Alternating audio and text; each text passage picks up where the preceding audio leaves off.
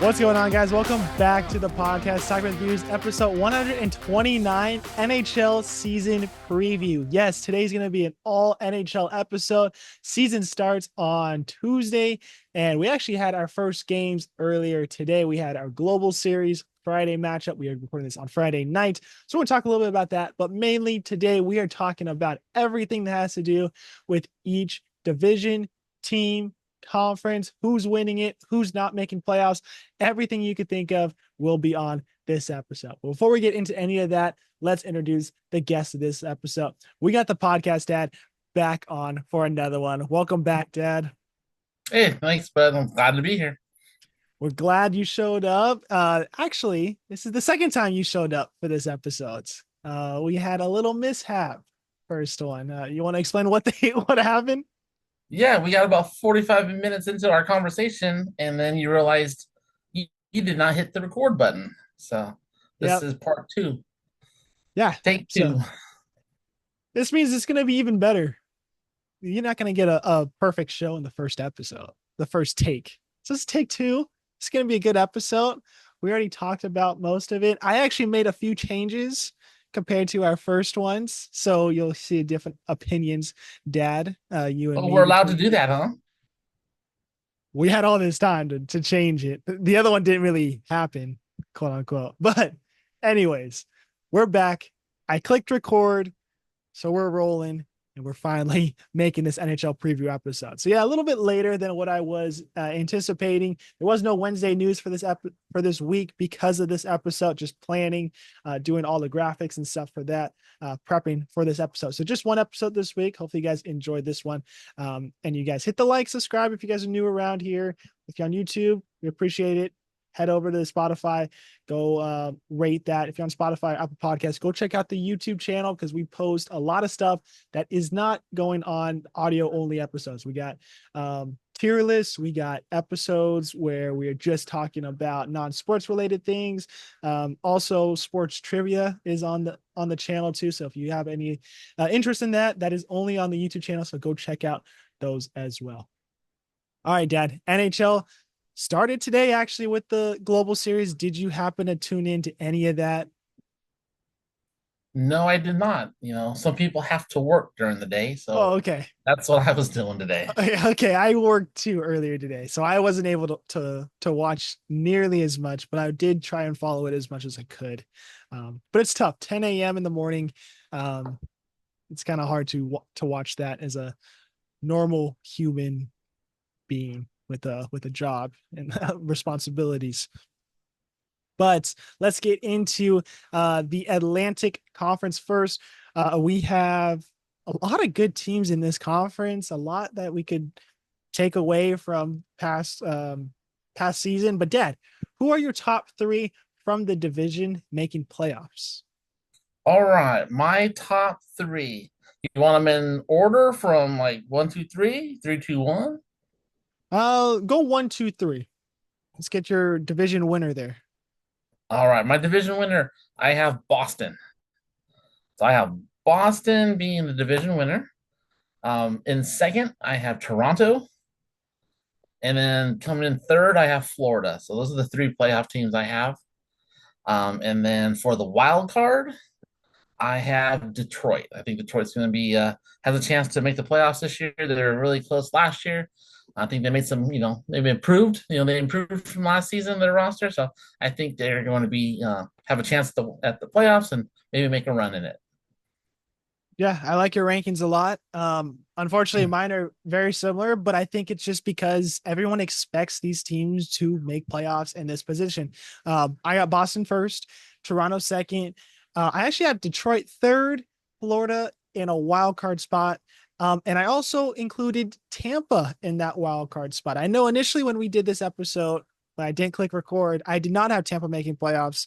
I reevaluated all the teams, looked at everything between both Eastern Conference divisions, and I decided I think I want to sneak Tampa in there. So I actually have five teams coming out of the Atlantic. I think it's going to be a really hard division this season. I think every year it's usually pretty packed with really good teams, but I think this year it's going to be even more packed. I think I got both Florida teams taking those wild card spots, which means You're going to lose a lot of good teams. I think Buffalo is one of those teams that are right there. They have a lot of good players on there. Tage Thompson, Alex Tuck, Dylan Cousins, Peyton Krebs, Jack Quinn, as long as he stays healthy, could be a big asset to that team. Bowen Byron, Rasmus Dahlin, new captain of the team. Owen Power, great defenseman there, and a really good tandem of goaltenders that I'm really big fans of this year. Uka Pekalukinen and Devin Levi. They should be splitting the net. I would think Lukinen's going to get majority of the starts, but both of them will be seeing playing time. I think that's a really good duo. I think that could prosper into a Swayman Olmark situation that Boston had. This case just with Buffalo. And they're not spending a lot of money on these two guys. Levi's still on his entry level contract. Luukkonen, I think, is just around that $5 million AAV area. So really good contracts. I have two really good goaltenders. So hopefully that pans out there. But I think that's going to be one team that's just going to be crying a little too much near the end, just because this division is just so good. But you have Detroit in there. I have Detroit in there. What sparks you bringing Detroit into the playoffs this year? They have some good young players, or like, youngish players that they've drafted over the last few seasons that have been pretty good. And then they added some veterans, what the Bearcat Cats over there, and they have what's his face from Chicago that came over, Patrick Kane. Patrick Kane. But I think, did he get hurt? He's kind of rehabbing right now, or no? He should be good for the start of the season. Okay. So I think they're gonna be pretty good. And then they added a new goaltender, right? They added the Talbot's in the goal for them. So he actually started pretty good in LA last year, played solid. So that's a good pickup for him. Yeah, the Cam Talbot pickup is going to be really interesting. Looking at their lineup when it comes to the goaltender situation, they have a lot of guys on there that I think could be in the top roster for them. I expect Talbot to be the starter of this team, but that backup role is definitely up for grabs. Earlier today on Friday, we had news that Jack Campbell is going into the NHL assistance programming, so he will be out indefinitely. So that is one goaltender out of the equation there. That's tough news, especially for Campbell. He's been dealing with a lot, being bought out by Edmonton, being put down to the AHL, signed a 1 year, $775,000 contract with Detroit, but unfortunately doesn't seem to be going well mentally for him. So hopefully he gets a speedy recovery and gets back to his winning self, because Campbell, when he's good, he's really good. So that could be a good backup when he is fully healthy with the team. But Cam Talbot as your starter honestly does not excite me. I mean, I like Cam Talbot. I liked him when he was at Edmonton. He actually looked really good in LA, but going to Detroit just doesn't really like spark to me as a awesome move in the Red Wings' eyes. How do you have the defending Stanley Cup champions only making a wild card? It's all the subtractions to this team. They lost a lot of big assets. I mean, I know they have a lot of the core guys, but when you look at the lineup from what won it last year, obviously you got Kachuk, you got Barkov, Bennett, and Reinhardt that are the core guys that you guys got to watch out for. But they also had to rely on third line pairings and fourth line pairings and third line D and second line D to get you to the spot where you're not relying on those superstar guys. And they lost a lot of guys from that winning team, which I don't think they brought enough back in to replace those guys. So I think this team got worse. This team already got the Stanley Cup. So what else is there to go for? I mean, obviously go for back to back, but I just don't think with this roster they're going to go back to back. I think there's going to be a regression here where other teams want that Stanley Cup, like Boston hasn't had it in a while. Who else is in this division? Tampa Bay might try to get back, even though I think they're a wild card. Detroit's really hungry, young team here. It's just I feel like there's more teams out there that are more hungry for the Stanley Cup and more hungry to be the best team right now than the Florida Panthers. Okay, that's fair enough. So you don't have Tampa Bay in the playoffs. I do. I have them as a wild card spot, but that was a late ad in my eyes. I know why I initially didn't do it, but why don't you have Tampa Bay in there? I let me think here. They lost their captain for one, and it wasn't because he wanted to leave. It's just because they couldn't come up. Seems like they were just arguing over things that weren't important. I think he wanted to stay. They just didn't want to give him a good enough offer to do it. So just losing their captain. I know they have a new captain. Does it Hedman is the captain now? So Yeah. that's a good good choice for that. But they lost Demkos. You know, that's a big loss there. And even Vasilevsky, he's looked he's looked human. In the last couple seasons. Where he usually is superhuman. Stealing victories, making unbelievable saves. He hasn't been that dominant like he has the last couple of years. So they may have had their run. They were they were top of the division for a long time over there, and I think it's just their time has run out. So unless they do a little more rebuilding, I don't think they're going to quite make it this year. No, I respect that opinion. And I think that was most of the points of why I didn't put them in there.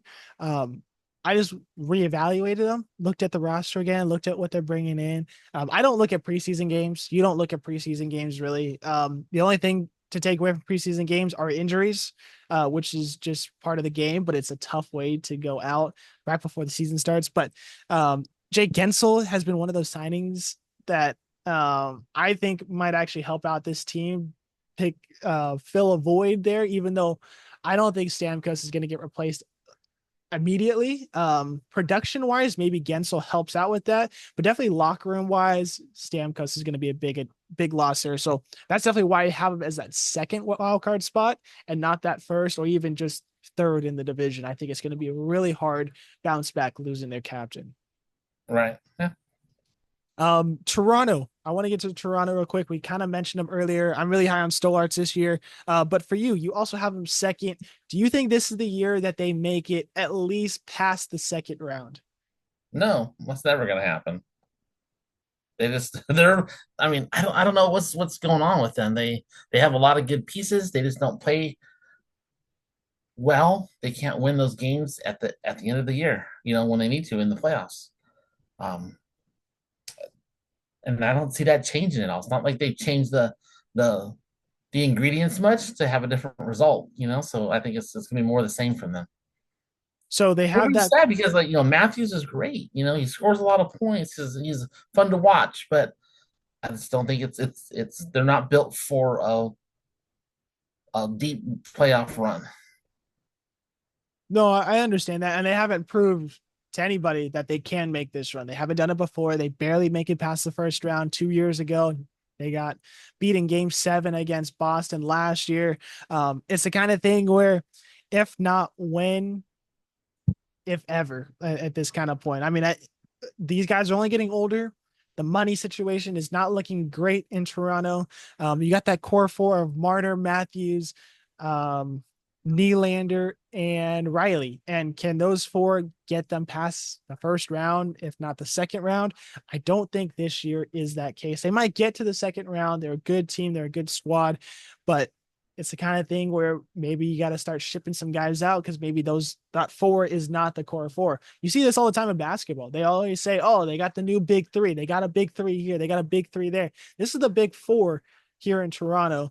Not a lot of teams have a big four, but is this big four even able to get them to the holy grail of the Stanley Cup championship? And I don't think this four is going to be able to do it. And I don't think it's going to do it anytime soon.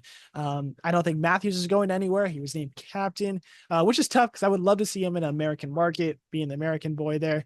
Would have wished he was going to Arizona, but obviously team is gone now. But I just don't know. I feel like you got to maybe shake up something. If this is not the year, then I don't think this core four is ever going to get you to that point. Yeah, I mean, and there's some teams we didn't even talk about. Montreal or Ottawa. They're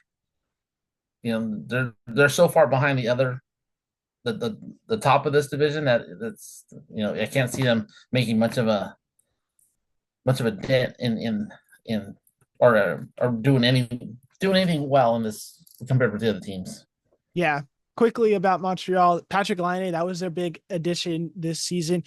He unfortunately is out 2 to 3 months with a knee sprain. He suffered a knee-to-knee contact during preseason game, his first game back on the ice since his assistance programming back in Columbus. So that's tough news there. A lot of good players to watch out for. Josh Anderson, Cole Caulfield, Slavkovsky, Gooley, which I think is going to be an underrated, really good signing, which they signed him in the offseason.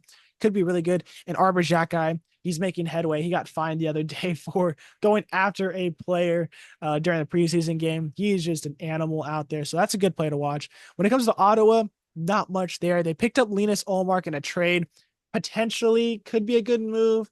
They had Corpusalo last year. They swapped him to Boston instead. I don't think Ullmark is the answer for this team. There's a lot of stuff that needs to happen for them. Stützle, Tkachuk, Perron, Shabbat, probably the players to watch this season. Unfortunately, 3 of those 4 names are dealing with injuries right now. Stützle and Tkachuk both have upper body injuries. They are day to day. I would expect them to be ready for game 1 of the season, though. And Thomas Chabot is considered day to day with an undisclosed injury. Also, would expect him to be ready for the season start. But that one, since it's undisclosed, I'm not too sure, not real confident. But I would expect all these guys to be ready at least week 1 of the regular season. Do we not mention any other teams? I think we talked about everybody now, huh? Yeah, that's everyone. All right. Last question before we head out of the Atlantic. The whole situation about Jeremy Swayman and Boston. They have the owners Corpusalo. Sounds like that's where the team's going to head towards right now if they don't get this contract signed with Swayman. What are your thoughts? Do you think Swayman's getting signed? Do you think he's just going to play out the year? He's going to walk? What's your thoughts on this whole drama between the two? I don't know. I'd hope they sign them. I mean, they lost Omar because they made their choice.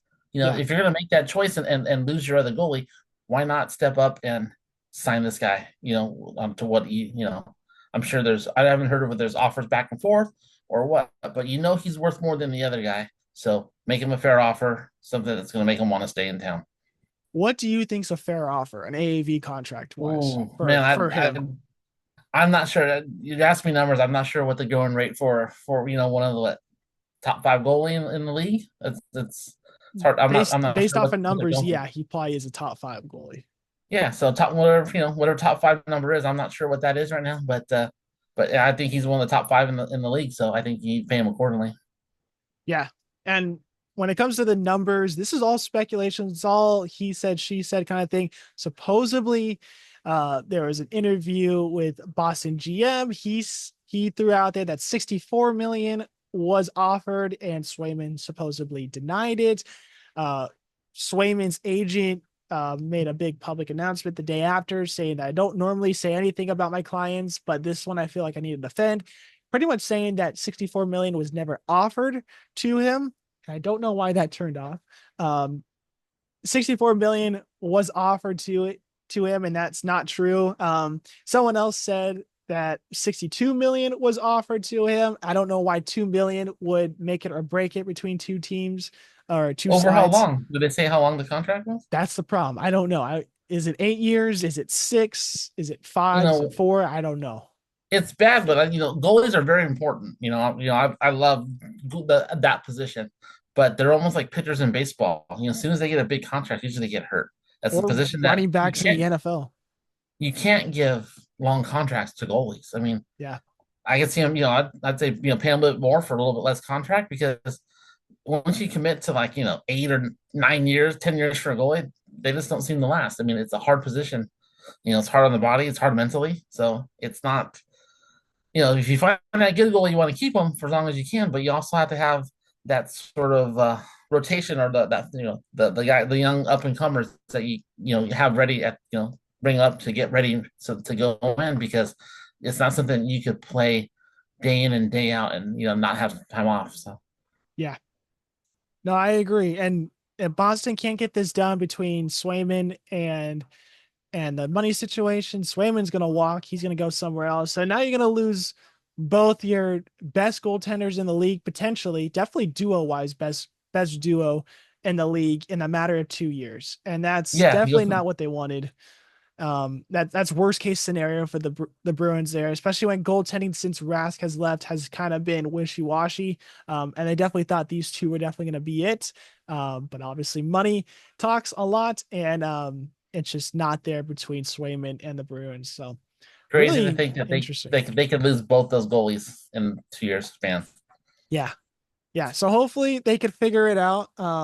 They have a lot of good roster spots there, but if they're gonna roll a Corpusalo, that's a very big gamble that I'm not sure Boston should be taking. That's no, they shouldn't. All right, let's head to the Metropolitan Division. This is a very good division as well. A lot of, I think, separation like the Atlantic as well, with some of the top teams and the bottom teams. But, Dad, let's start off with you. Who are your three teams and your wild card spot if you have one? Yeah, okay. No, so in the first position, I have the New York Rangers. Um, second position, Pittsburgh Penguins. Third position, I have the New Jersey Devils. And then as my wild card, I've got the Washington Capitals.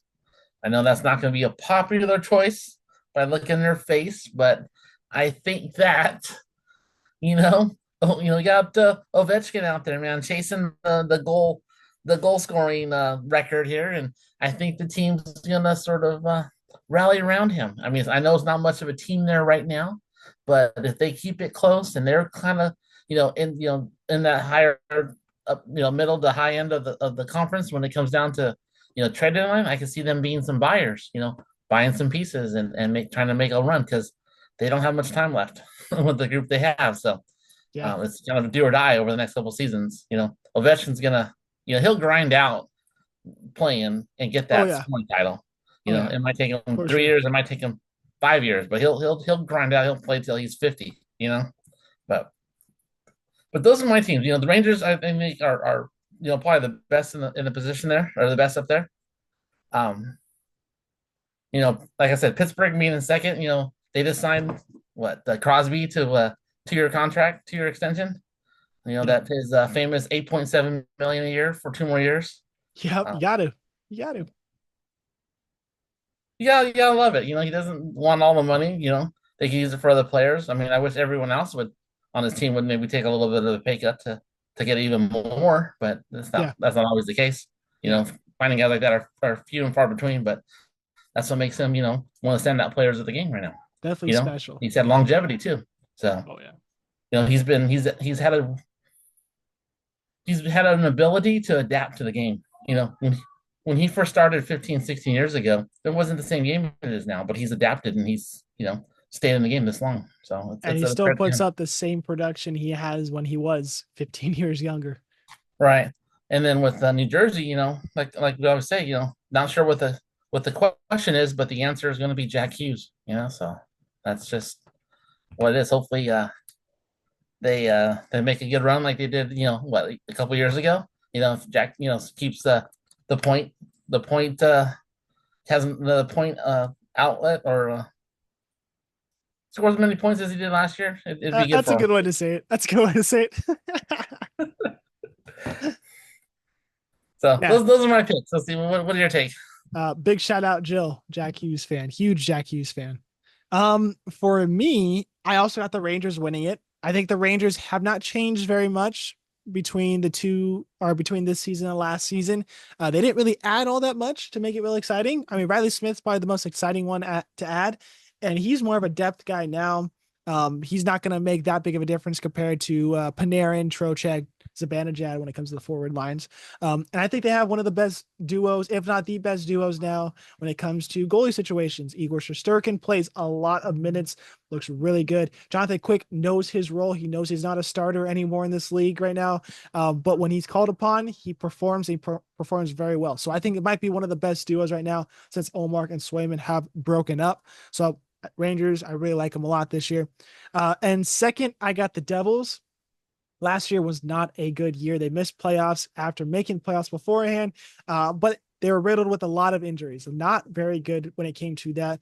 But this year, they look pretty good. Besides, Luke Hughes will miss some time with a shoulder injury he sustained off ice, I believe, during training. Expected to return in November. November 7th is what they're aiming for. Obviously, it'll be plus or minus that. So he's going to miss some time here, but everyone else seems to be good and ready for the season. And I think the Devils, as long as they stay healthy, are going to be a very good team. They brought over Jacob Markstrom in a trade from Calgary. I think he might be one of the better underrated goaltenders in the league, especially because what Calgary's been doing the last couple of years and what Markstrom's been able to do with that team.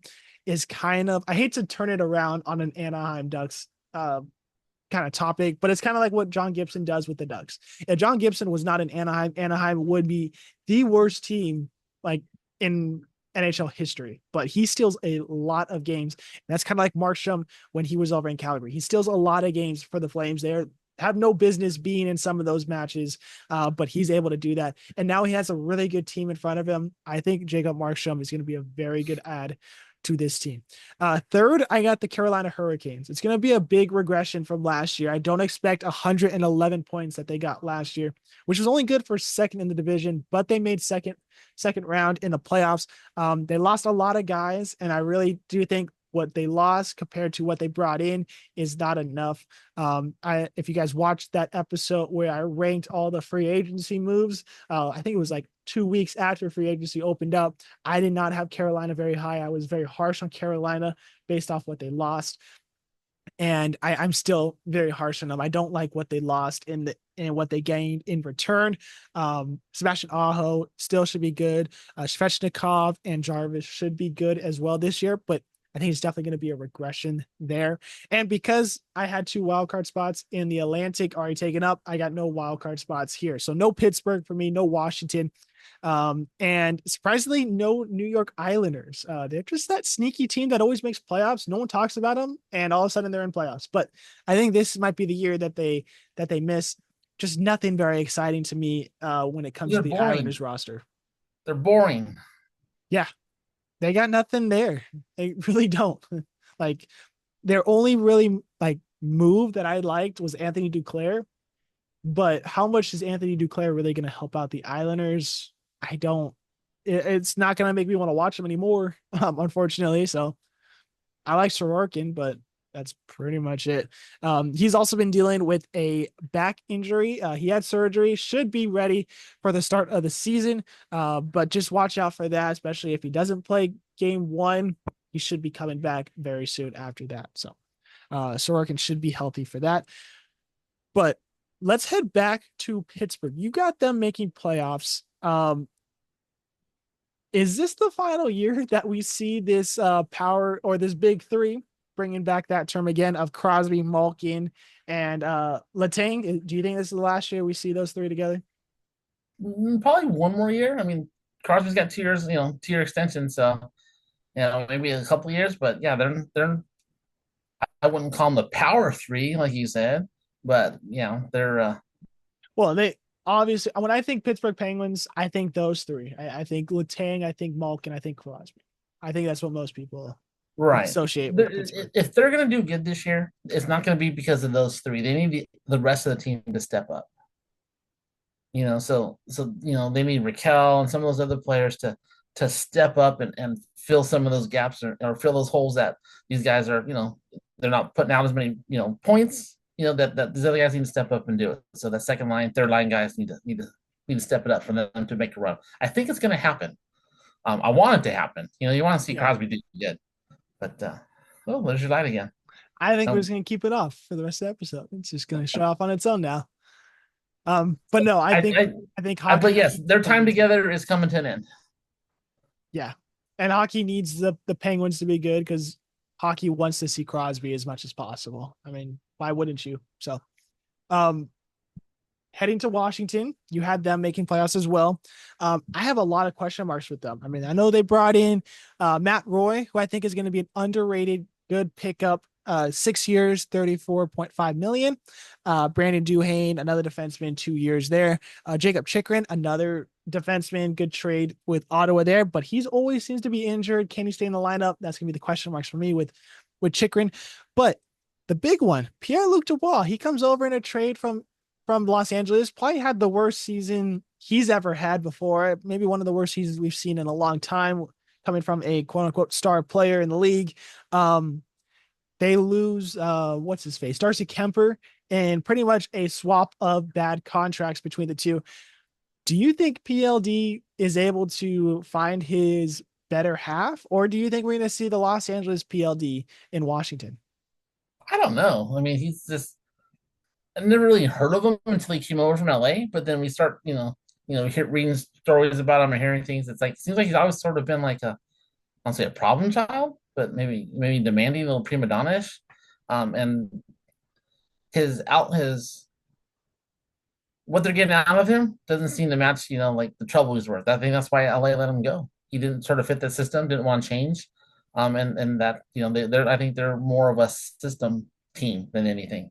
And he didn't want to fit that system. Yeah. Washington maybe is a little different. I'm not, exactly sure if they're more of a system team or, a little different. They run a little different, team over there. But maybe he'll fit in better.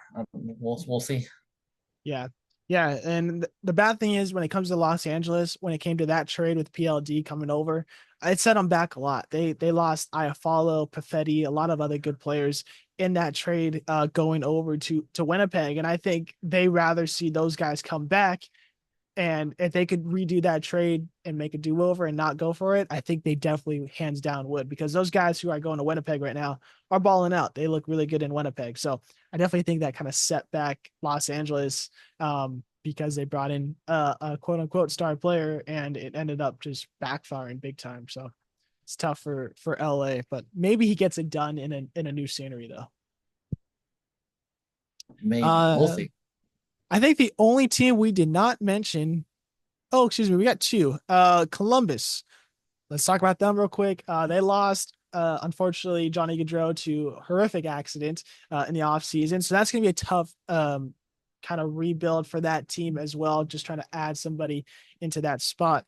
But they have a lot of good young players. I don't expect them to be good at all this year, but players to watch out for: Adam Fantilli, Kent Johnson, Kirill Marichenko, Cole Sillinger, Zach Wierenski, and maybe goaltender Elvis Merlikins. I think this could be the year Merlikins kind of shows up as another good goaltender. I would not say he's going to be a top 10 goaltender, but I definitely think he potentially maybe trade deadline talks. Maybe if a team needs a goaltender, maybe Merlikins would be looked at.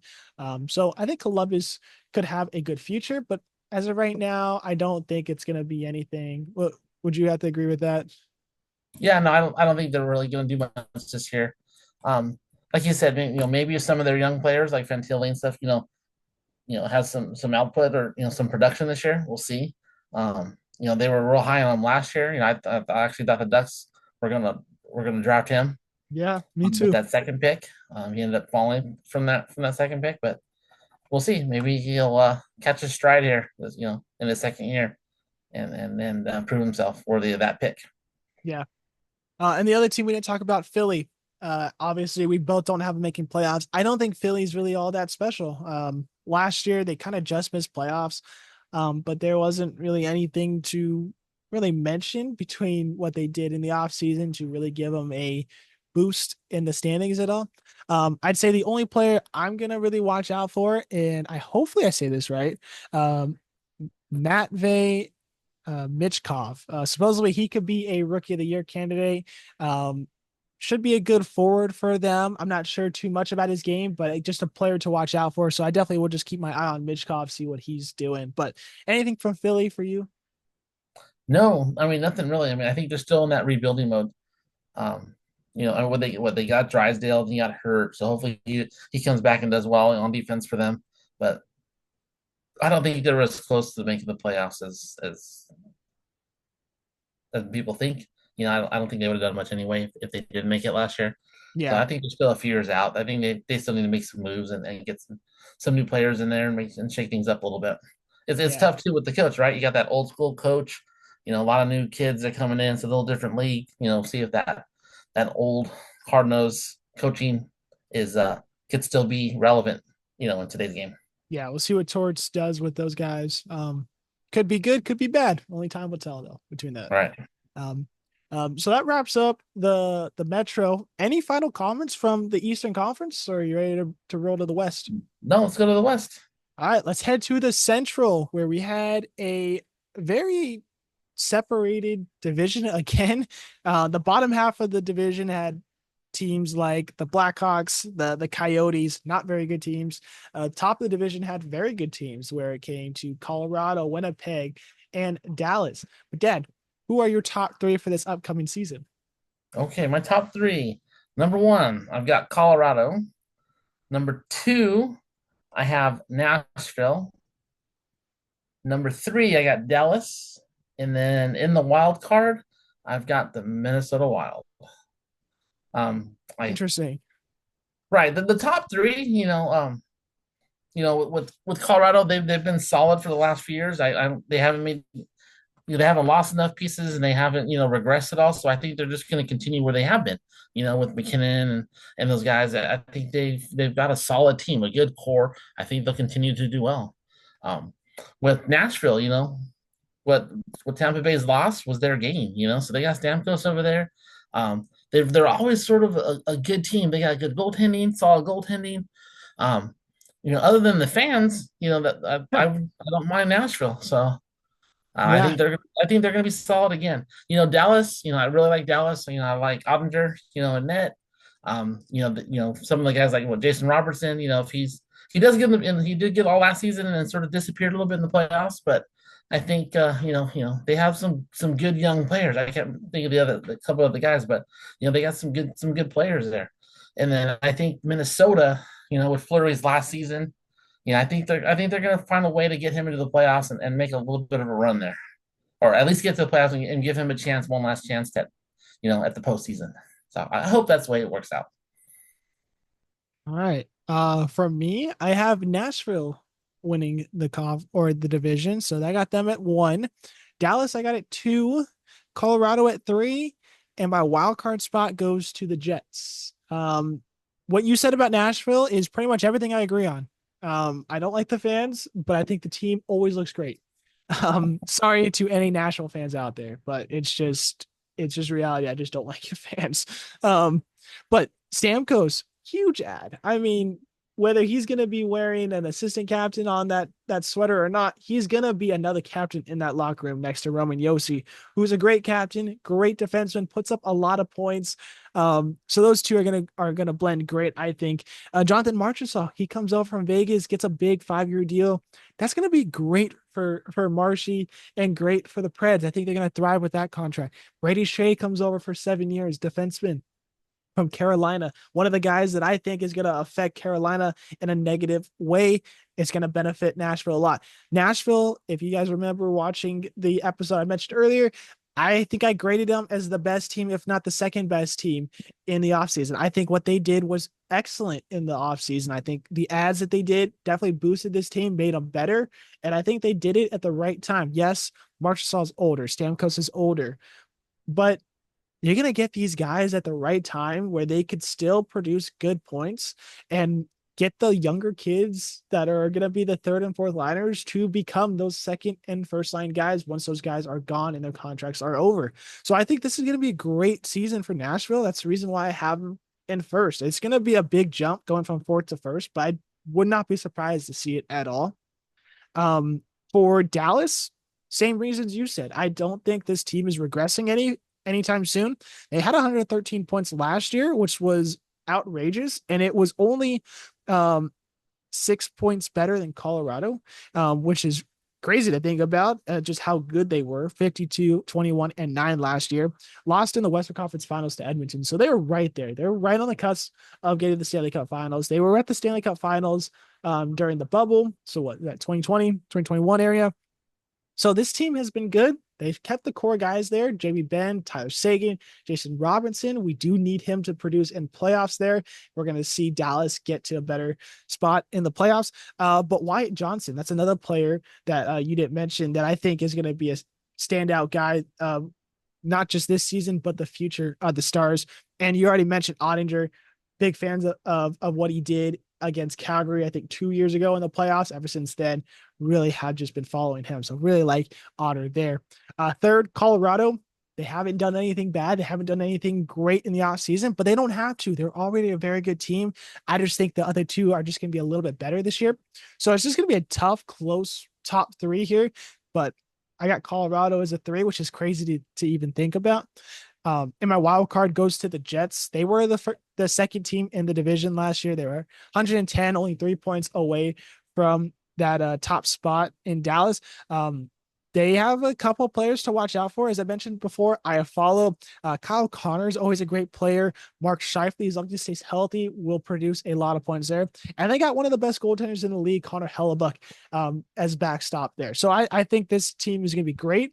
It's going to be a really tight race at the top, and I think they're just going to miss out as one of the top three teams and just get that wild card spot. But I could see any of these teams flip flopping. I just hands down, I think these teams are making playoffs.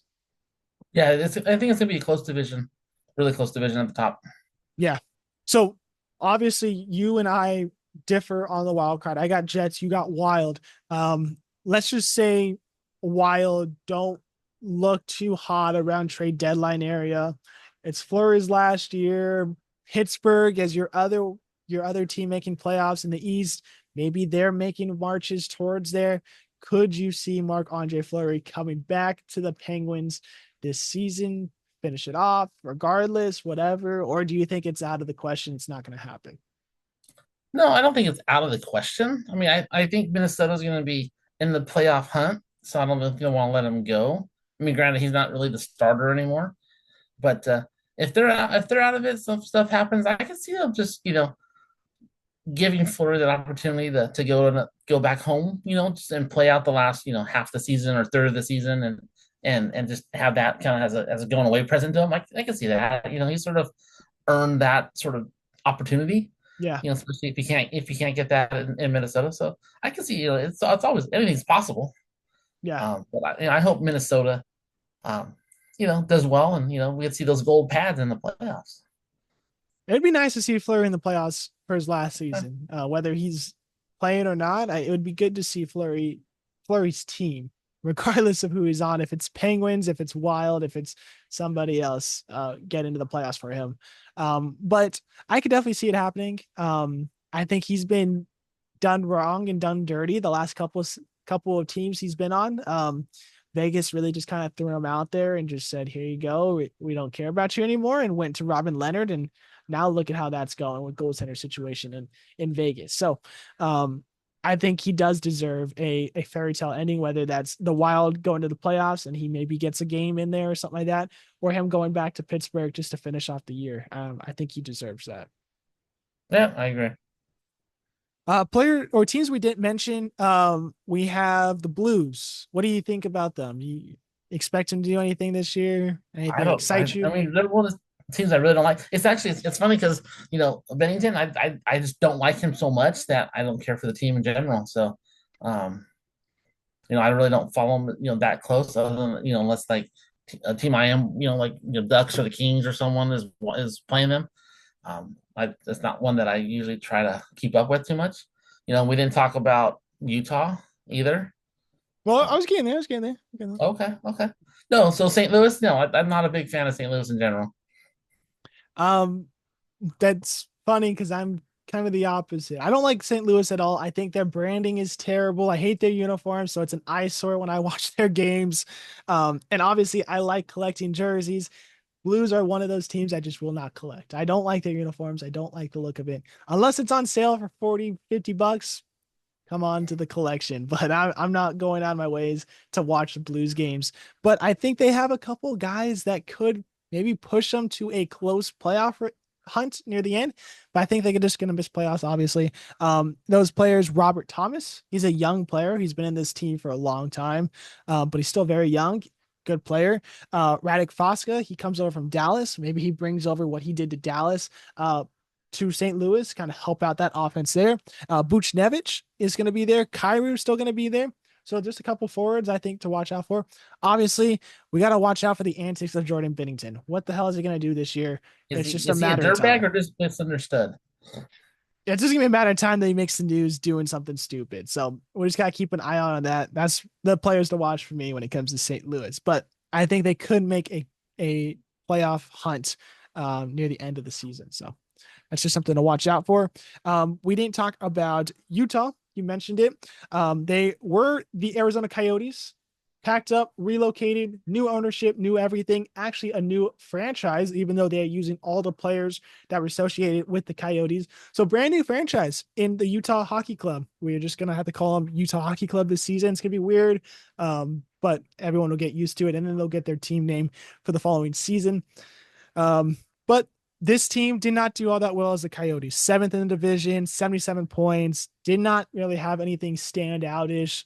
They played in a college arena, which was awesome for college kids like me to go watch them.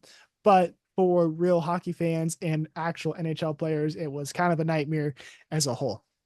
But Dad, do you see anything exciting from Utah, whether it's players, just the franchise as a whole, maybe down the line, anything that you want to just mention with the hockey club here? I think they have a very um excited new ownership group. I think the Smiths are going to be good owners. I mean, they wanted a team for they wanted a team bad. They got it. It came faster than they thought. I think it's so they're sort of this thrown into the fire a little bit. So I think they'll have to adjust on that one. But it's just going to be that excitement of a new team and a new city. All new fan base. So that's going to be fun. That's going to be the fun part about it. But do I think they're going to do anything good on the ice? I don't think so. I mean, they have some good young players. I mean, they have a little bit of talent there, but I don't think they have anything that's going to compete with the rest of the division. Yeah, I understand where you're coming from. I would like to think they're going to definitely be better than what the Coyotes did last year. I think 77 points for this Utah team is definitely beatable. Um, they had a couple young kids play like Dylan Gunther, Logan Cooley, Josh Doan, three big young guns that played last year with the Yotes, that are already have 1 year down in their contract, and now they're going into year two for them. I think the experience of what they did last year in Tempe and going to Utah could help because they're already kind of comfortable with the league. There's no adjustment period there. So that could be good. They bring in Mikhail Sergachev via a trade with Tampa Bay. They lost Connor Geeky and JJ Moser, which could be um, potentially really good pickups by Tampa Bay, but we'll just have to wait on that. But Sergachev is a really good defenseman. I think it's gonna be a really good add to that defense core. And Sean Dursey, another guy on the defense core that I think doesn't get talked about enough. Really good D there. So I think Utah is going to be better than that than last year. I don't think they're going to be in a playoff hunt when it comes to the crunch time of the season. But I think it's going to be very fun to watch this team. I definitely think they want to win now. I mean, the Smiths have came out and said we don't want to sit back and wait kind of thing. Definitely what Arizona fans has been dwelling for the past 20 plus years that the team was there. They sit back just waiting for something and nothing, no big names are coming in, no wins, no anything. But I think with this Utah team, we're going to expect big signings. We're going to expect big chances to win. Anything to make this team successful. I think the Smiths are going to try and do that. So very excited to see what this Utah team could do. Right. I think there's going to be an influx of money from the Smiths, and they're going to get a new stadium built. At least they're playing in a bigger arena. I know that was always a tough point in Yeah. Arizona. But do you think it's going to be much of a culture shock for the players to move from Tempe? Everyone's living in Scottsdale, that area, to go into Salt Lake City. It's not the same sort of atmosphere. Well, I would think yes. I mean, I've never been to Salt Lake City, so I know you have. It'd probably be an easier question for you to answer. I've only lived around the Tempe area and California, so I would say if just going from like California to Tempe, yeah, definitely different culture shock there, and I would think Tempe to Salt Lake City is even more of a culture shock there. So I think it's definitely gonna be tough initially, and I think it's definitely gonna be a little difficult for the players, but they're there for business. You're gonna pack up and go and do this kind of stuff all the time if you're moving team to team. So I don't think it's gonna be too bad and too much of a burden, but I definitely think it's gonna be weird for like those guys that are gonna be on the Utah team forever, like Clayton Keller, um, Doan, Dursey, those kind of guys. I think those guys definitely gonna have maybe a harder transition. Is Maselli still on the team? Say again? Maselli? Is he still on the team? Oh, Michelli? Yeah. Michelli? Yeah, Michelli's there. Well, I think yeah. he's actually Finnish. I don't even think he's Italian. Italian. I think he's Finnish with that last name Michelli, but I could be wrong. I'll correct myself there. Um, but yeah, what do you think? Do you think it's gonna be a culture shock? I mean, you I've been haven't to lived most in Salt cities. Lake, but you've Yeah, been I there. think I think it is, but I guess the thing they have going for them is they're all in the same boat. It's not like just one player coming to it, so they'll all have to figure it out together. Maybe it'll bring them close together, It's a good because they point. don't Yeah. know what else to do. So maybe it'll bring them it'll bond them a little closer. Everyone having to move like that. It's gonna be a tough change. I mean, everyone has to move front office. Yeah. equipment, got everyone. It's not like you're gonna put a couple pieces in there, new guys. It's the whole team. It's the whole organization. It's gonna be tough. Yeah, and we haven't seen a relocation like this before. Since what was that 2010 maybe when Atlanta packed it up and went to Winnipeg. So I don't remember what Winnipeg did that first season. They may have done great, they may have not. But times have changed. Maybe we see a really good Utah team based off what you just said. Maybe the team chemistry, which goes a long way, whether it's pro leagues or even just like high school leagues. Team chemistry is a big part of not just performing. So that could work out in Utah's favor. All right, good. All right, how Uh, about the other team that you just sort of haven't really talked about at all? yeah, the Blackhawks.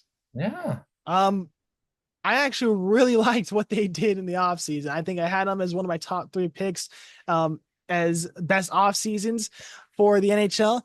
And it's because they brought in so many guys, but I think it's so many guys that are definitely going to help out this roster. It boosts them in every situation. Last year's team was probably one of the worst teams we've seen again.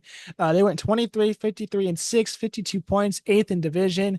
One of the worst teams in the league behind San Jose and Anaheim.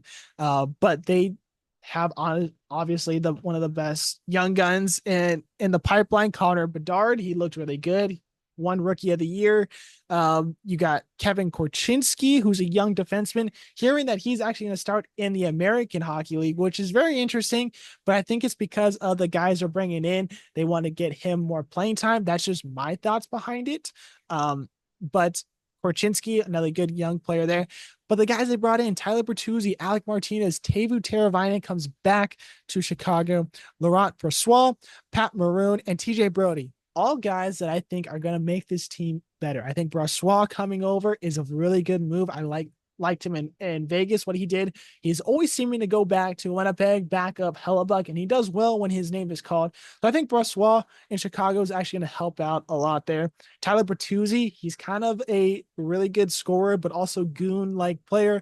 Could help out a lot when it comes to either Felino's line or Bedard's line.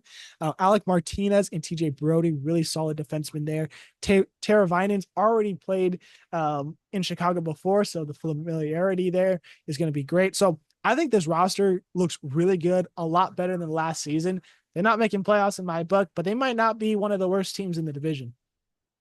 No, no, not for sure. And the fact that they added the big rig Maroon, man, that's what he's due for another Stanley Cup. Yeah, that's a good point. Signed a He- 1 year, 1.3 mil. So he's only got 1 year there. So maybe this is the year. he's like wherever he goes, he seems to get to the final. So maybe this is their year. Yeah, good old Patty Maroon. But yeah, I think there's definitely a bright side to Chicago this year. Don't know how quick of a turnaround it's gonna be, but I definitely like what they might be brewing this season for them. Yeah, for sure. Oh, I did mention Brassois expected to return August 11th area, has had a knee injury, probably won't be the starter anyways, but I would expect him to be ready first week of the season. But that does wrap up the Central. Any comments or teams that we didn't mention that you want to go back to, anything like that? No, I think I'm good. I think I said all I had to. All right, let's head to the motherland, the Pacific. Right, We we're the birthplace of hockey over here on the West Coast. Yeah, we head to the best division in hockey, the Pacific Division. Dad, give us your top three for the upcoming season. All right, my top three. Number one, I have Edmonton. Number two, I have LA, the Kings. Three, Vancouver. And for my wild card, I have Seattle. So those are the ones I got. Oh, a lot of Edmonton, a lot of question marks there. I got a lot of a questions, but lot I'll of let you question. talk. I'll let you talk. Okay, Edmonton. I mean, they were the top of the West last year. I know they signed they signed what's his name Draisaitl to a contract extension. So they have McDavid, lined up. I think that so they have that core. They need to add a little bit more because those two play a lot of minutes. They get worn down. You can't play those guys, 30 minutes a game and expect to for them to sustain, where they're at for so long playing those kind of time, that kind of time. So they have to get a little more pieces around them. But and they do, they what like Nugent Hopkins, he's kind of a solid guy still, you I know. love News. News is a great player. So I'm not sure. Wait, who's the goalie in that for them right now? The guy with the Jeff mustache. Skinner. Jeff Skinner. Yeah. So he was Oh, solid last no, year. my bad. Stuart Skinner. Jeff Skinner just got picked up. Stewart Skinner, right though? Stuart Skinner. Yeah, still Skinner. Wrong Skinner. Jeff Skinner. Forward. Stuart Skinner. Goalie. Gotcha. My bad. No, he was solid last year. He got them to where they're at. I mean, playing solid in the net, that helped out a lot. So I think they're going to be at top of the division again. But you made a face when I said the Kings. Yeah, I know they. Second. Second. You have missed two. It's a little bit of homer. Oh, sorry, it is what it is. I Let's hear want it. them Let's to do hear it. good. I want one of the local teams to do good, and they're better than the Ducks. So right now, so Unfortunately. um, this year, just give it a couple of years. But I think the Kings, they made a little bit of changes. They got rid of Dubois, like you said, which is probably a good move, even though it cost them a lot in the short term. But I think Byfield, he stepped it up last year. Last year was sort of like a make and break season for him. I think if he didn't do good last year, he had been gone too. But he stepped up, started playing better. So I think he's a bright side to this season. Yeah. Trying to think who else is They uh lost Arvidsson to Edmonton this year, so that could be a tough one when it comes to the top six forwards there. right. But I still think they'll be all right. I mean, I'm not sure who they have in net right now, but I'm, It's I'm gonna be hoping they Darcy do well. Kemper, most likely. So I want them to do well. So I'm hoping they'll do well. So I'm picking them second. Um, Vancouver. Do I like Vancouver a lot? No. I'm not a big fan of any of the Canadian teams for some reason. But um, you know, they put up a lot of points. They do pretty well. For them to take the next step and actually probably do better than they have done, um, Quinn Hughes has to, he's their captain. He needs to play bigger, play stronger. I He sort agree. of just disappears. He's more of a finesse guy in the back, and I'm not sure that's what you really need. He needs to sort of lead by example, and he sort of disappeared in the playoffs last year. He didn't do a whole lot. When it gets down to it, some of those more physical guys, those are the ones that help out the team more, and he just didn't do that. And he needs to do that as that captain, lead by example, play that physical game. If he could do that, then I think they'll be a better team. But he needs to learn that aspect of the game. So, I don't know. What do you think? Well, you also had, you want to talk about Seattle real quick? You had Seattle as your wild card spot. I had to pick a wild card, and I think they're the closest to it. So, That's definitely um, wild. so no like big particular reason. But it's not. This isn't like the strongest division, So I don't think San Jose is going to be very good this year. I mean, they have some, couple of new exciting young players. The Ducks, they're rebuilding right now. I want them to do well, but they're still. I think they're still a little bit away. A lot of youth on that team. So and then Vegas, I don't know. I think Vegas lost a lot. They lost Marshall Salt. They let him go. Goalies are gone. So the guys that were actually pretty good on that team are gone. You can see what the captain's going to be. He's going to miss half the season again. I'll still Stone. try the little money games a little bit. With Stone, try to get some more players at the deadline, but we'll see. I just don't think it's going to be enough this year for him. Hopefully Seattle gets sneak in there and get a wild card for him. All right. Yeah, for me, I also agree. I think Edmonton's definitely the best team in this conference or this division, excuse me. Um, yeah, it's really actually not the best division when you're looking at it. It feels very lopsided compared to all the other ones. Like, feels very easy to pick your wild card team and your top four or top three. But Edmonton, same reasons. I'm not going to reiterate too much, but I think Arvidsson's going to be a good add to this forward depth here. He might be playing on the top line. He might be playing with Nugent Hopkins. I'm not too sure where they're going to fit him in there, but I think it's going to be good. And Jeff Skinner, I messed up and called him the goalie, not the goalie. He's the forward. I think he could be a sneaky good one to watch on the depth wise. Has been playing all that well when he left Carolina to go to Buffalo. Has never made playoffs in his history in the league, and he's been in the league for probably like 8-9 years now. So he definitely is going to make playoffs. What's he going to do in the playoffs? I'm not too sure. They lost Cody Ceci. I think it's going to be a tough subtraction, but I think Overall, it should be fine. I need to see more out of Darnell Nurse. That's gonna be my biggest gripe, though. I do Yeah, not but like Darnell Nurse you at need to see all. something from him, not more. You need to see something. Yeah. So that's gonna be my biggest question marks. What is Darnell Nurse gonna do? Is he gonna help out at all, or is he just gonna be there on the bench? So, I'll move on. Vancouver. Vancouver won the division last year, lost to Edmonton in round two. I don't know. I mean, I like him as a second in the division, but I don't. I think that's one that could potentially be maybe even as worse as misses playoffs in the worst case scenario. They bring in Vinny Desharnais from Edmonton. They bring in Jake DeBrusk and Danton Heinen from Boston. DeBrusk signed a 7-year contract as well. So that could be a good pickup in the long term. But as of right now, I don't know if that's going to replace Elias Lindholm. And I don't think Vinny Desharnais is going to replace Nikita Zadorov, both going over to Boston and big contract deals there. So I don't think Vancouver got better. I think they got worse, but I still think they could squeak out a second place just because of what the roster is showing. JT Miller's really good.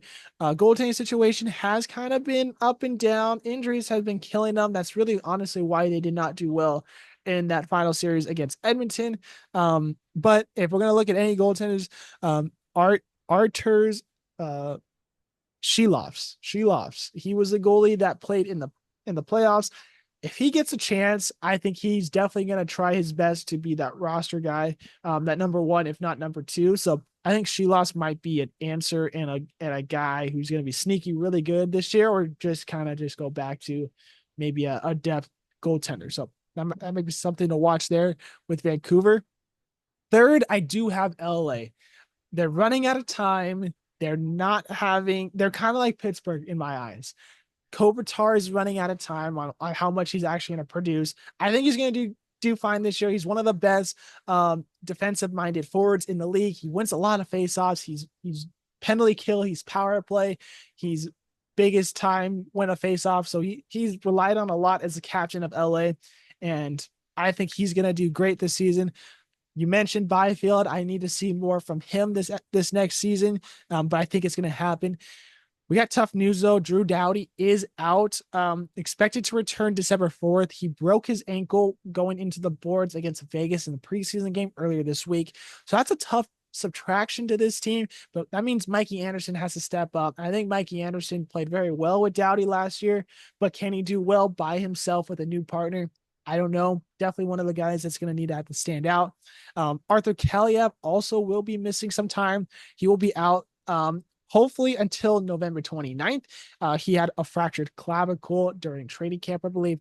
So that's going to be a big one. But maybe Warren Fogle, one of the new additions, could step up into that role and be the next guy up for them. So LA running out of time, but I think this could be the last year that we see him in playoffs. And hopefully it's a good year, because when Southern California hockey is in there, I'm a happy camper. So my wild card spot though, I have Vegas. I mean, they're like Nashville. I do not like the fans of Vegas. They were granted a freaking Stanley Cup 6 years into their existence, and now they think they're the top shit. Pisses me off. Everybody else waited for their Stanley Cup, and they just get handed the best shit in the world. Nors the hell out of me. Regardless, though, Vegas is still a very good team. They lost a lot of guys, as Dad said. Lost Logan Thompson, but they bring in Akira Schmidt and Ilya Samsonov, goaltender wise. So it could be a good situation when it comes to the goalies, but I don't know. Injuries always seems to hit this team, but they always seem to use the LTIR as an excuse. They're ready for the playoffs. Who knows if they're going to do that this year? Jack Eichel and Shea Theodore are the two guys for me that are going to stand out and definitely players to watch. So those are my top three and my wild card spot. But what do you think? You think Vegas? You think that could I don't think happen? they're making it. I think they had too many losses. Too many. Too many subtractions, not enough additions. So I don't see them making it. So before we get off of Vegas, we got some news coming from. Do you remember a guy named Robin Leonard? I know I mentioned him a little earlier in the episode. Goaltender. This Yeah. guy. What's he doing now? So last played in the league with Vegas back in April of 2022. Went on LTIR with hip injury. Had season-ending surgery. Was expected to come back in 2023. never did come back. Yeah, This he has guy his reptile farm, right? supposedly he was dealing with a bunch of like a snake farming and investing in snakes, and that didn't go well, went bankrupt, all this situation. And even before he went to Vegas, he has been known for a lot of suicidal thoughts, and like mentally has just not really been there. Yeah, he's been open So about that. and a lot of players have gone out and supported him as well with that Yeah, journey. So with mental health because they deal with a lot of players deal with that. Well, what yeah, else? What's the news with him? but sounds like Vegas is getting a huge pass to not have Robin Leonard on their cap space, which is huge for Vegas because Vegas has a very tiny cap remaining because of how many superstars and how much they're paying these superstars on their roster. So supposedly the NHL and the NHLPA have classified this case with Robin Leonard as an unprecedented, highly unique case because of all the situations with him, with the player assistance programming, his injuries, and now like 2 years ago or something like that with the bankruptcies of the snake farms and stuff like that. He actually did not report to preseason physical testing, which is a requirement for LTIR players and normal rostered players. He did not show up to that. Players or the team did not know why he didn't and where he went. So NHLPA reached out, heard back, had this discussion with the NHL. Sounds like they'll be granting him Vegas a free pass. Unfortunately, Vegas will still have to pay that final $4.4 million this season of that 5-year, $25 million deal that he did sign. But all that 4.4, it's not a lot, but it won't count towards the cap. So that's good news for Vegas, but a very weird case. Am I right? You know what? Now they have room to sign Phil Kessel. Bring Hot Dog Phil back. Hot Dog Phil, why is he not signed? I don't know. I mean, he's been out for what, a season now, so is But a he chance of wants him to coming back. play. It's not like he's just sitting there chowing down hot dogs waiting by his phone. He's still playing. He hasn't had a PTO. No one's talking to him. Like, why? Why? Someone, they could try him out in the minors or something too. Let him He's a prove locker himself. room guy. Come on. Yeah. You gotta bring those locker room guys in. Yeah, he'll get the glizzies ready for the boys. Let him have a chance here. Well, But maybe Vegas has $4 million to spend. Maybe maybe they he give him is. a million of it. Maybe yes. Give him a mill. Give good old hot dog Phil a mill there. Um, You mentioned Seattle. What were your thoughts again on that? I know you had them in playoffs, but was there a big reason I think behind it? they were the best of the rest. Okay. I think Um, that's the gist of it there. for Seattle, if I had to justify them making playoffs, it's gonna be that big signing of Brandon Montour, defenseman from Florida, 7 years, just under $50 million. Chandler Stevenson comes over from Vegas, another big subtraction to that Golden Knight roster. Big gain for Seattle, another 7-year contract, $43 million for him. I think those two big signings, it's going to help out that Seattle roster a lot. They were sixth in the division last year, 81 points, not really in the playoff hunt too much near the end of the year. But I think this team could get a lot better with definitely with those two guys. But our boy, our Arizona State alum, Joey Decord, could be a breakout season for him, especially if Philip Grubauer just does not show up like he did last year. What do you think about Joey Decord? Do you think he's going to have a very good season? You think he's going to get that chance as the number one? I hope he gets a chance. He was killing it down in out in Coachella Valley. He had a couple good years down there. They made it to the Calder Cup finals, and He played so great last season. yeah. He was given that a chance too last year. So So I hope he gets the chance. I mean, you don't want anyone to do bad. Grubauer, maybe they could be that 1-2 combo. Like some of these other teams are going. Like what Boston had. Maybe they have that chance to do that.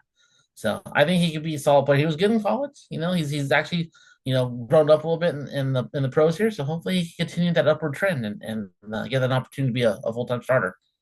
yeah, obviously, forks up. Got to root for Joey Decord. He's our NHL guy from ASU. I hope he gets the chance. I think he will get the chance. If we see what Grubauer did last year, not very good numbers, was injured a lot, so Decord had to step up in that role. He really did a great job there. So I think they're going to give him a big chance this year. I think this could be the year where Grubauer doesn't produce. Maybe Joey Decord is that number one goalie in Seattle, which would make me very happy to see. So I'm really fingers crossed for Joey, but could be, as you mentioned, a good goalie duo if Grubauer does produce. Right. All right. So here's the big question. What do you think about the Ducks this year? Oh, good old Anaheim. God, I am tired of watching them lose. Just plain and simple. I'm tired of watching them lose. I think I've been spoiled with Anaheim making playoffs for as long as I remember, pretty much. And now that they're in like the roughest patch that I have witnessed, it's just kind of miserable. Like I love the NHL season. Don't get me wrong. I'm excited for the season. I'm very optimistic about certain teams, especially Anaheim. But I know Anaheim's not making playoffs. I know they're gonna lose more games than they're gonna win. Well, let's just not lose freaking 50 games this year. They went 27, 50, and 5 last year, 59 points. Unfortunately, did not get that first overall pick, got third. So they missed out on Macklin Celebrini, which I think definitely could have helped this team a lot. But we get Bennett Seneke, I think is how you say his last name. Could be a good prospect down the lines. Obviously, he's not going to play on this team to start off the year, but they have a lot of good young guns that I'm very excited to watch out for. Leo Carlson's one of them. He was the second overall pick 2 years ago, his sophomore season. Are we going to see a sophomore slump? Are we going to see a sophomore prospect boom? I think we're going to see a boom, but realistically, this team's in deep water. Like, I hate to say it, but this There's team some bright is not going spots to be though. good. I Yeah, there's mean, bright spots. McTavish. I love McTavish. Yeah, They finally have a captain. Come on, that's Judas is that's a captain. huge That's going ad. to be a good thing. I mean, they needed to have a captain, and now they have one. I think it's a make or break year for Zegras. I think it's a make or break first half of the season for Zegras. If he doesn't do much at the training, I think they're going to be selling him. Yeah, He hasn't done much last couple years. I mean, yeah, he's fought some injuries here and there. Last year too, what he had, I think something with his ankle, broken ankle, or something like that. Yeah, so he has to do good to start this year, or else I think he'll be on the chopping block. I don't think general manager is a big fan of him to begin with. So he's one that might be on the chopping block. Just like you hear things about Gibson may be shopped around too. He's got yeah, he's got not the most friendly contract for a team, but the Ducks don't actually pay a whole lot. They're way under the cap, or they have been. So I mean, they could retain some of that money if they want to try to trade them and get some other parts and pieces that they need. I yeah, do think they're lacking some veteran leadership. So there's some things that they need to work on. And like you said, it was tough to watch them last year. They do good for a little bit of the game, and then all of a sudden they give up three straight goals really fast, and it's just tough to watch after that. yeah. You just the momentum's just gone, and it's just not fun to watch. So I want them to do well. I hope they do well. I think they'll be better than last year. I mean, they can't really get much worse. Um, You hope. but we'll see. Like I said, there's a lot of upside. Lots to look forward to with this team.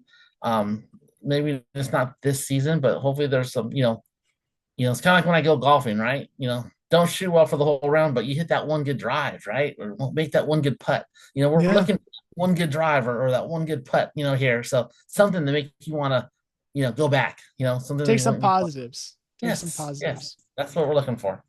Yeah, I'm glad you mentioned Gudis. I don't know where my head was. I totally forgot to mention him. I'm glad that they named a captain. I think they need some of that because you did mention they don't have a lot of veteran leadership, especially when they shopped a lot of guys at the deadline last year, like Henrique and Carrick, some of the older guys on the team.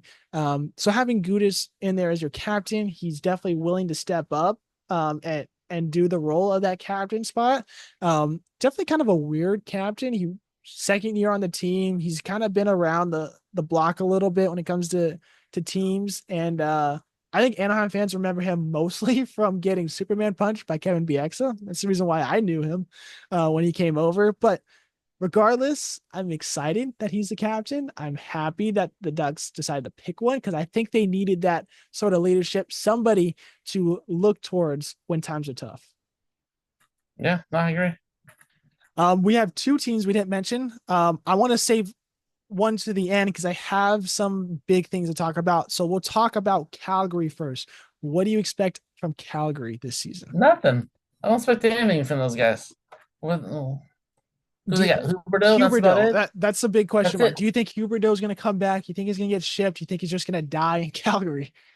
I'm sure he's going to come back. I don't know. I mean, they're not going to get rid of him. He signed a what? He's got a still pretty good, decent sized contract with them, right? That's the problem. He's got a big contract. He doesn't Yeah. produce. Does anybody want that contract? Does anybody think they could get him out of the slump? Can he get himself out of this slump? I don't I think know. he was. I think he was a role player in Florida. He played a good role. It made him seem maybe a little bit better than he was. I don't think he could carry a team. He's a good part of a team. I don't think he could carry him though. That's interesting. That's some big comments there. That is because I mean I understand what you're saying. Watching Huberdeau in Florida is a lot different from watching Huberdeau in Calgary. So we'll see. We'll see if he gets himself out of that slump. But yeah, I'm the same way. Calgary got worse in the offseason. I don't know how that's possible. They lost one of their star forwards when it came to scoring last year. Andrew Mangiapane traded to Washington, so that could help out Washington when it comes to depth scoring there. They bring in Anthony Mantha. Don't think it's going to be all that great. They bring in Sharagovich, which I don't really think is going to be all exciting in my eyes. They have Nazem Kadri still there. Jonathan Huberdeau, which we already mentioned. Can Kadri kind of perk up to be his old self where he was in Toronto and Colorado, or is he going to be the Calgary Kadri? I don't know. One guy that I actually want to really mention, Mackenzie Weegar, defenseman on this team, one of the better defensemen, not just on this team, but in the league. He's a really good defenseman. I don't think he's going to stay in Calgary for the whole season. I think he's going to be a guy that people are going to look at for the trade deadline. And I would not be surprised to see him moving around trade deadline, even before, if a team is looking at him and say, this guy's having a great season. We need defensive help because of injuries or just because we could use a guy. I don't think Uyghur stays in Calgary all year long. Um, but yeah, Calgary is really bad. I hope Calgary is worse than Anaheim. If Anaheim's worse than Calgary, Anaheim's got something to look at. They gotta look back at the birds because Calgary, I think, is gonna be really bad. Right. Speaking of bad, let's talk about the 1954 and 9 47-point San Jose Sharks. Like this team was bad. I mean, I know Anaheim was bad, Chicago was bad. This was a whole nother level of bad. Eighth in division, worst team in the league, had the best odds to win the first overall pick in Macklin Celebrini. Ended up getting that and got Macklin Celebrini, really star-studded from Boston University, right? Yeah. hmm BU. He'll, He jo- went to he'll BU. join his old he'll join his old teammate Will Smith, right? I think he was at BC. Weren't they team? I thought they weren't they teammates? No, maybe. I'll fact check myself. Okay. We'll figure it out in just a second. And But hopefully that college, the college success could translate to a little bit of success in the NHL. But we'll see. yeah, so I'm really excited to see what Celebrini could do. I don't expect him to do great and crazy things right out of the gate, but I do expect him to be a not Connor Bedard out of the gate, but kind of that excitement out of San Jose. There's not going to be a lot of excitement coming out of San Jose, but I think Celebrini will bring butts in the seats, even though that arena is not getting filled up. Um, Will Smith did go to Boston College, so they played against each other in rivalry games in the Beanpot. Um, but I do like Will Smith a lot. Will Smith should be on this starting roster. So I think having those two young guns working together, learning together, losing together, winning together, all this kind of stuff together is going to bring that combo to the next level. I think Celebrini and Smith could be a really good combo in the future. As of right now, I don't think this team's going to be good. They're going to be a bottom feeder with Anaheim and Calgary when it comes to the conference or the division. Um, but Logan Couture, he's the captain of this team. What do you think of him? He's on IR to start out the season again. Do you think his career is pretty much done, or do you think he's going to come back and do something? He might come back, but I don't think he's gonna do much.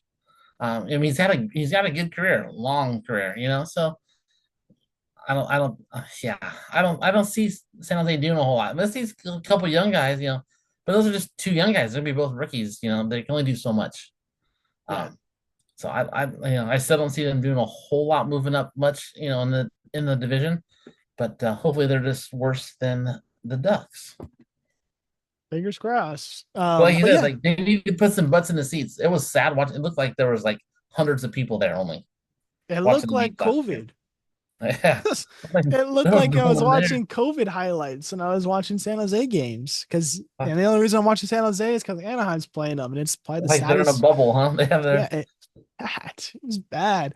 But yeah, they made this team look better on paper. They bring in Tyler Toffoli 4 years, Alex Wenberg 2 years, Carl Grundstrom 2 years. They get Cody Ceci in a trade from Edmonton. The guy that I'm really circling, Yaroslav Askarov, goaltender from Nashville. He demanded a trade out of Nashville just because he's one of the best prospect goalies in the league. But because they signed UC Saros to that big contract, he knew he wasn't going to get a chance anytime soon. So he wanted to trade out of there. I understand that. I think San Jose is a tough spot to land. But with all this young guns and young talent, I think Askarov could work his way up into that starting roster. It sounded like earlier today, though, that he did not make the cut for the NHL roster, which is kind of surprising. I thought he was going to start as at least a backup, but Mackenzie Blackwood and Vitek Vanacek took those spots for goaltendings. So Askarov will start in San Jose's minor league team, which is still in San Jose, the Barracuda. But I could think get more playing time there.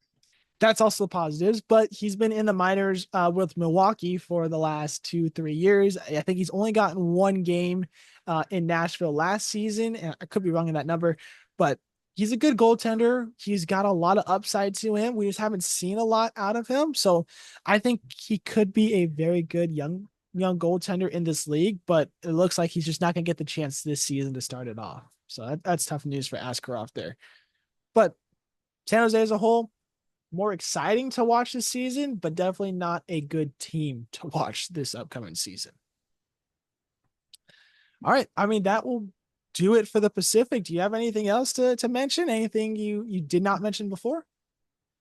No, I think we're have everything I had to say, but yeah, I'm just excited that hockey's back, It's always a good thing when hockey's back. So Yeah. looking forward to watching. Hopefully it all shakes out and all my picks come true. But we'll see. Oh yeah. Sure. Only time will tell. Only time. Yeah, you're right. Only time will tell. Should be a fun season. I always love hockey. I always love watching hockey, regardless of who's playing. So I'm very excited for the season to come. But yeah, only time will tell if these picks do happen. But maybe we come back, we do a reaction episode, we see how good or bad our takes were from this upcoming episode. Hopefully, not too bad. Hopefully. Well, Dad, thanks for joining me on this one. I appreciate you doing this a second time with me for this Yeah, preview episode. anytime, buddy. I'm always here. Always enjoy talking sports with you. So it's I'll whenever you need me, I'll be there. I appreciate that. We love you. I mean, you're on the episodes a lot, but you make some great hot takes, and we love that from you. So appreciate you joining me with this one, especially with how busy this week has been between our schedules and us having to do it a second time. But appreciate you very much for doing that. Thank you guys all for listening. If you guys made it this far into the episode, if you guys are on Apple Podcasts or Spotify, go check out the YouTube channel because, as I mentioned, we have more episodes that don't go out audio that are only YouTube exclusive. So go check out that. If you're on YouTube, go check out Spotify and Apple Podcasts. Just give us ratings, follow us, help boost our scores up there so it gets wider spread out to the universe. So appreciate you guys listening to this one. Have an awesome weekend. Have an awesome week of hockey next week. 129 episodes in the books, and we'll see you guys later.